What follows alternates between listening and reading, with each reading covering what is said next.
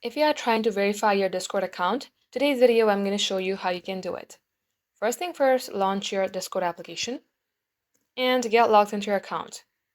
Now you will also get a pop-up if you are trying to verify your account. Discord itself will send you a notification on the screen itself to verify your account.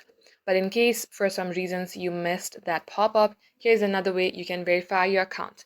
Tap on the Use section, tap on the gear icon. Once done, under Account Settings, tap Account.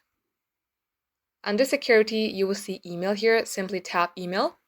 And now it says Verify Email. You have to tap on Send Verification Code and also make sure that the email address that you have typed in there is correct and you have access to them. Now paste the code here, then tap Next. Once you have done that, you will see that email address right at this page.